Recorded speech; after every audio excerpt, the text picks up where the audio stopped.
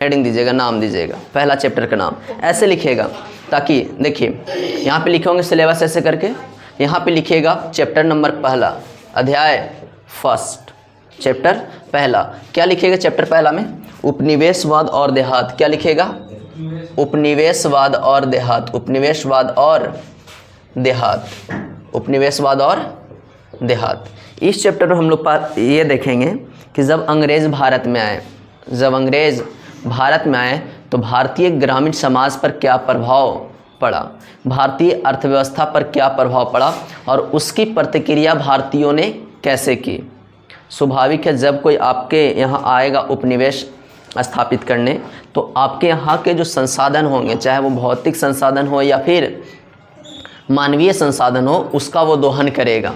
यानी आपका कुल मिलाकर के शोषण होने वाला है, देश का शोषण होने वाला है। तो जब किसी का लंबे समय तक शोषण किया जाएगा तो स्वाभाविक है उसके प्रति प्रतिक्रिया उत्पन्न होना लाजमी है। प्रतिक्रिया होगा या नहीं होगा? स्वाभाविक है कि अगर हम आपके यहाँ आ करके आपके संसाधनों को क्या करें, हम अपने हित में इस्तेमाल करें और ऊपर से आपसे ज़बरदस्ती कुछ काम करवाएं, जैसे नील की खेती करने के लिए आपको मजबूर करें। किसकी खेती करने के लिए? नील की खेती करने के लिए मजबूर करें। आपसे हम उच्च लगान लें, यानी बहुत ज़्यादा मात्रा में क्या लें? लगान लें। यानी आप जितना खून पसीना करके मेहनत करके आप जितना उत्पादन करते हो, उसका अधिकांश हिस्सा अगर हम ले लें तो स्वाभाविक है एक समय के बाद आप इस चीज़ का क्या करने लगिएगा? विरोध करने लगिएगा। उसी तरह का विरोध देखने को मिलेगा कहाँ पे? तो भारत में जब उपनिवेशवाद स्थापित होगा, यानी अंग्रेज़ जब भारत पे रूल करेंगे, उस दरमियान बहुत सारे विरोध आपको देखने को मिलेंगे, जिसमें हम लोग पढ़ेंगे दक्कन दंगा आयोग। दक्कन दंगा के बारे में पढ़ेंगे कि उसके जांच के लिए एक आयोग बैठाया गया था, उसके बारे में पढ़ेंगे। फिर हम लोग पढ़ेंगे नील विद्रोह। कौन सा विद्रोह? नील विद्रोह। फिर पढ़ेंगे हम लोग चंपारण विद्रोह। ये सब क्या करेंगे? एक एक करके पढ़ेंगे। तो पहला दीजिएगा परिचय, कि सबसे पहले हम लोग परिचय देखेंगे कि अंग्रेज़ किस प्रकार भारत आए, भारत में आकर के सबसे पहला फैक्ट्री कहाँ लगाया, सबसे पहला फैक्ट्री कहाँ लगाया, ये सब हम लोग देखेंगे। चलिए परिचय दे दीजिए, इंट्रोडक्शन देखेंगे, ठीक है। फिर देखेंगे कि भारत में आने के बाद वो उन्होंने कौन कौन सी नीतियाँ अपना करके भारत में अपने साम्राज्य को, या फिर बोले तो भारत में अपने उपनिवेश को क्या किया? विस्तार किया। चलिए हाँ, तो पहला दिखेगा उपनिवेशवाद किसे कहते हैं, उपनिवेशवाद किसे कहते हैं, यानी पहला जो टॉपिक देखेंगे। अरे पहला टॉपिक क्या लिखेंगे? इंट्रोडक्शन। क्या लिखे होंगे? इंट्रोडक्शन लिखे होंगे। दूसरा जो टॉपिक लिखिएगा वो क्या लिखेगा? उपनिवेशवाद किसे कहते हैं। क्या लिखेगा? उपनिवेशवाद किसे कहते हैं, उपनिवेशवाद किसे कहते हैं। अगर एग्ज़ाम में 2 नंबर में प्रश्न आए, एग्ज़ाम में कितने नंबर में प्रश्न आएगा? 2 नंबर में प्रश्न आएगा कि उपनिवेशवाद से आप क्या समझते हैं, या फिर उपनिवेशवाद का अर्थ क्या होता है। तो आपको क्या लिखना है वो हम आगे पढ़ेंगे, जब हम लोग पूरा सिलेबस लिख लेंगे। उसके बाद जब हम लोग शुरू करेंगे विधिवत रूप से, तब हम लोग देखेंगे कि उपनिवेशवाद का अर्थ क्या होता है, अंग्रेज़ों ने क्या मुनाफा कमाया भारत में उपनिवेशवाद को स्थापित करके, और इससे भारतीयों को क्या नुकसान हुआ और भारतीयों ने इसकी प्रतिक्रिया कैसे की, ये हम लोग देखेंगे। आगे बढ़िए, दूसरा टॉपिक लिखिएगा। हाँ, भारतीय ग्रामीण समाज पर, किस समाज पर? भारतीय ग्रामीण समाज पर उपनिवेशवाद का प्रभाव। तीसरा लिखिएगा, हाँ तीसरा लिखिएगा अंग्रेज़ों द्वारा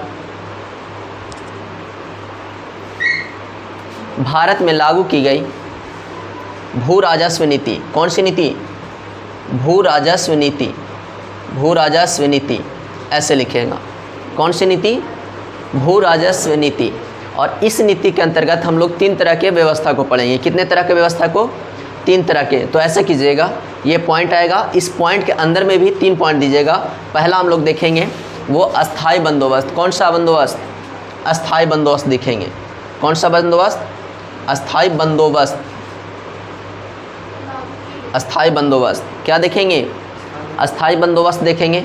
फिर दूसरा दिखेंगे रैयतवाड़ी व्यवस्था, रैयतवाड़ी व्यवस्था। और तीसरा हम लोग देखेंगे बंदोबस्त को व्यवस्था भी बोले तो कोई दिक्कत नहीं होना चाहिए। चलिए, रैयतवाड़ी व्यवस्था, और लास्ट में हम लोग यहाँ पे लिखेंगे महालवाड़ी व्यवस्था। कौन सा? महालवाड़ी व्यवस्था, महालवाड़ी व्यवस्था। और ये जो प्रश्न पूछा जाएगा कौन सा? भू राजस्व नीति से अगर प्रश्न पूछा जाएगा तो कितने नंबर में पूछे जाएंगे? 5 नंबर में। कितने नंबर में पूछे जाएंगे? 5 नंबर में। क्या पूछा जाएगा कि अंग्रेज़ों ने भारत में कौन सी भू राजस्व नीति को अपनाई, या फिर अंग्रेज़ों के द्वारा अपनाई जाने वाली भू राजस्व नीति का विस्तार पूर्वक क्या कीजिए? वर्णन कीजिए। क्या पूछेगा कि भारत में अंग्रेज़ों द्वारा अपनाई जाने वाली भू राजस्व नीति का क्या करें? वर्णन करें। तो आपको इन तीनों के बारे में क्या करना है? डिटेल से एक्सप्लेन करना है।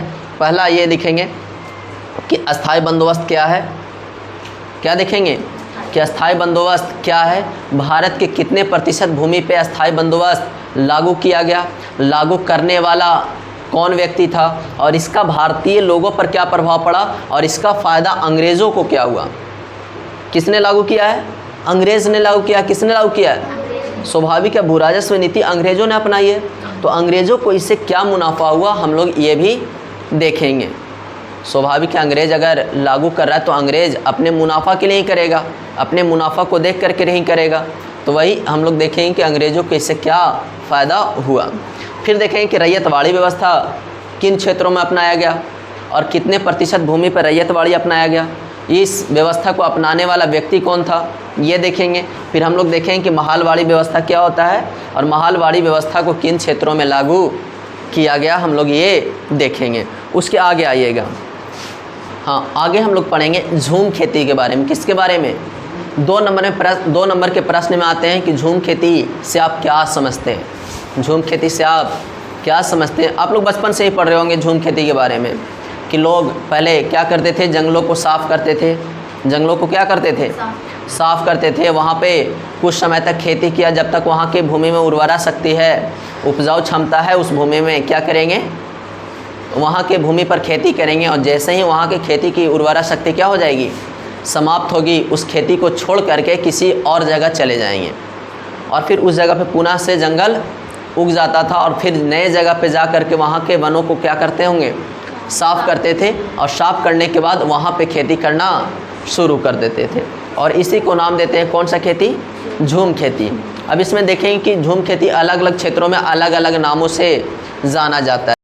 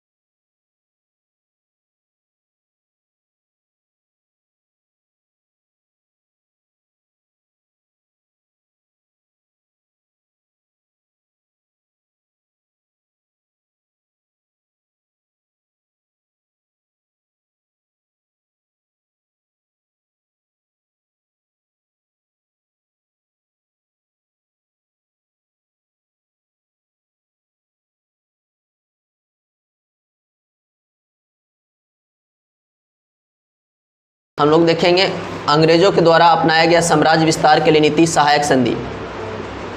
इस सहायक संधि से आप क्या समझते हैं, या सहायक संधि में क्या हुआ। फिर दूसरा देखेंगे कौन सा? हड़प की नीति। हड़प की नीति कौन अपनाया था? डलहौजी। सहायक संधि वेलेस्ली। यहाँ से ऑब्जेक्टिव के प्रश्न आते हैं कि सहायक संधि किस गवर्नर ने अपनाया था या किस अंग्रेजी अधिकारी ने अपनाया था? तो सहायक संधि किसने अपनाया था? Lord Wellesley. और हड़प की नीति किसने अपनाया था? लॉर्ड डलहौजी। किसने? लॉर्ड डलहौजी। फिर एक दो और जो ऑब्जेक्टिव पूछा जाता है वो कहाँ से पूछा जाता है? तो देखिएगा यहाँ एक लड़ाई आपको पढ़ना है, प्लासी की लड़ाई। कौन सी लड़ाई? प्लासी की लड़ाई पढ़ना है, तो प्लासी की लड़ाई देखेंगे। फिर देखेंगे बक्सर की लड़ाई। कौन सी लड़ाई? बक्सर की लड़ाई देखेंगे। इन दोनों विद्रोहों को क्या करेंगे? हम देखेंगे। इतना हम लोग चैप्टर नंबर पहला में पढ़ेंगे। इसके बाद हम लोग कुछ ऑब्जेक्टिव्स देखेंगे। क्या देखेंगे? ऑब्जेक्टिव्स। क्या देखेंगे? ऑब्जेक्टिव्स देखेंगे। और उसके पैरेलल में हम लोग कुछ कहानी पढ़ते चलेंगे। क्या करेंगे?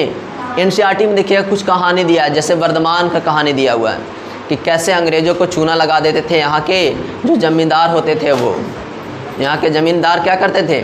अंग्रेज़ों को चूना लगा देते थे। तो उसकी कहानी भी देखेंगे। वर्धमान की कहानी आपके एनसीईआरटी में दिया हुआ है। और मुख्य रूप से एनसीईआरटी में जो चर्चा किया गया है वो अस्थायी बंदोबस्त के संदर्भ में। किसके संदर्भ में? अस्थायी बंदोबस्त के संदर्भ में किया गया है। फिर एक दो और टर्म का इस्तेमाल किया गया है एनसीईआरटी में, जैसे रैयत। रैयत का मतलब क्या होता है? तो रैयत का मतलब किसान होता है। रैयत का मतलब क्या होगा? किसान होगा। देखिए आपकी किताब में क्या दिया हुआ है? जोतदारों का उदय। जो धनी किसान थे उसको क्या कहा जाता था? जोतदार कहा जाता था। फिर यहाँ पे ज़मींदारों के बारे में दिया है। किसके बारे में दिया है? ज़मींदारों के बारे में दिया है। तो ये सब हम लोग क्या करेंगे? थोड़ा टर्मिनोलॉजी भी देख लेंगे, क्योंकि एक दो टर्म पूछ देता है कि इसका मतलब क्या होता है। जैसे जोतदार का मतलब निम्नलिखित में से क्या होगा, ऐसे प्रश्न दे देता है। तो हम लोग इसको भी देखेंगे। देखिए यहाँ पे संथाल विद्रोह को पढ़ना है। कौन सा विद्रोह? संथाल विद्रोह। उसके बाद और कुछ है नहीं। दक्कन दंगा बम्बई का है दिया हुआ है, ठीक है। उसके बाद देखेंगे नई राजस्व व्यवस्था कौन सी अपनाई गई थी, महालवाड़ी, ये सब देखेंगे। फिर कपास का खेती, देखिए यहाँ पे दिया हुआ है कपास का खेती, ये देख लेंगे। फिर ये वाला बनाना जरूरी है। जब भी कृषि के वाणिज्यीकरण का दे या कृषि के वाणिज्यीकरण के बारे में पूछे तो आपको इन सब चीज़ों को क्या करना है?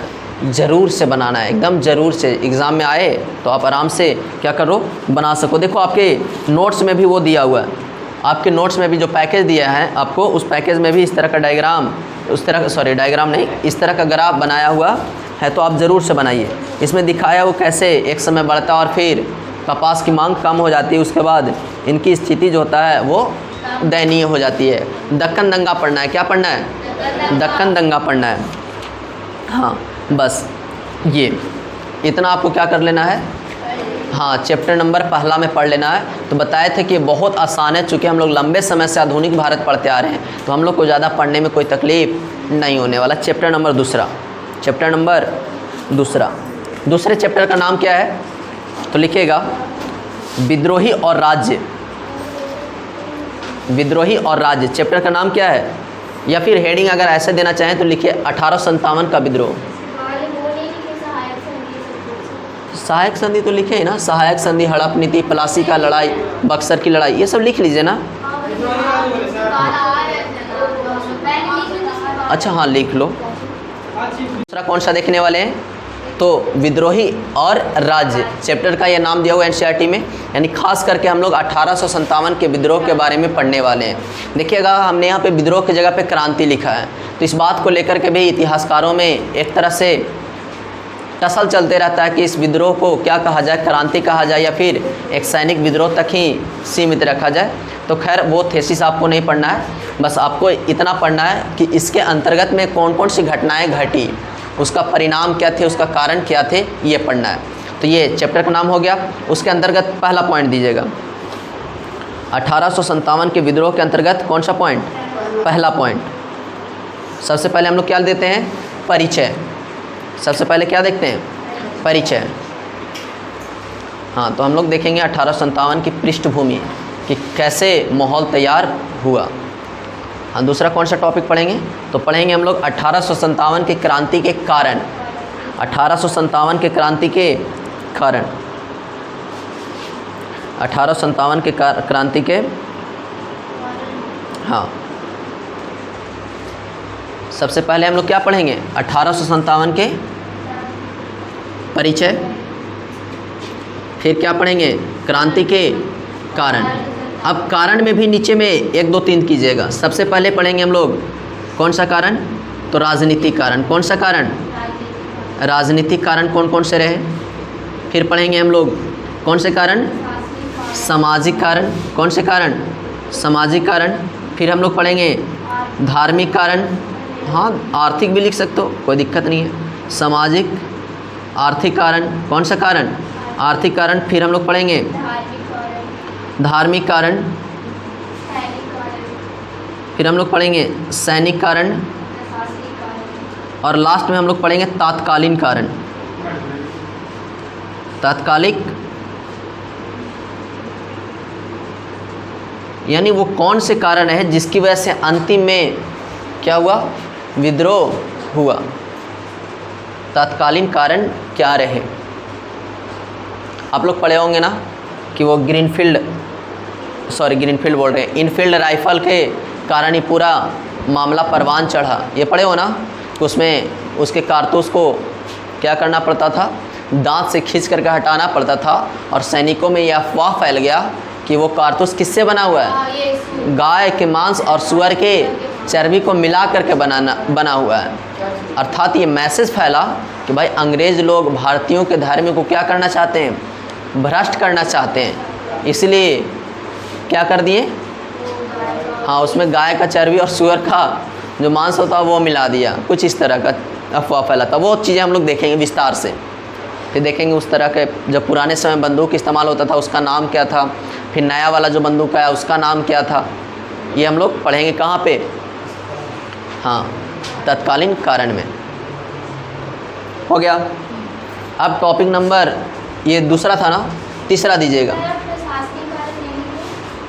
लिख दो।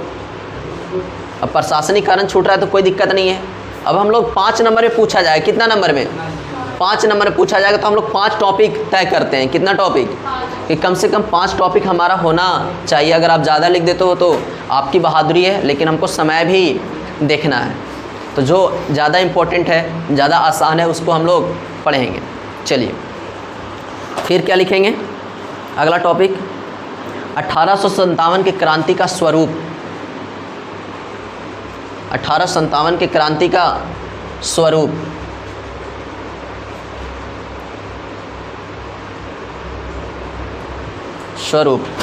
यानी भारत के किन किन राज्यों में यह विद्रोह हुआ, क्या यह एकमात्र सैनिक विद्रोह था या फिर इसमें और भी लोग शामिल हुए जो सैनिक न थे, ये भी हम लोग देखेंगे। फिर हम लोग ये देखेंगे कि इस युद्ध में हिंदू और मुस्लिम दोनों ने बढ़ चढ़ कर के हिस्सा लिया। दोनों में एकजुटता देखने को मिलती है। हाँ हिंदू एवं मुसलमान दोनों संप्रदाय के लोगों में क्या दिखेगा, एकजुटता दिखता है। और ऐसा एकजुटता आज के बाद फिर कभी नहीं दिखेगा, यानी 1857 के बाद कभी नहीं दिखेगा। क्योंकि अंग्रेज़ समझ चुके हैं कि अगर हिंदू और मुस्लिम एकजुट होकर के लड़ा तो हमको भारत में ज़्यादा दिन तक रहना क्या होगा, मुश्किल हो जाएगा। इसलिए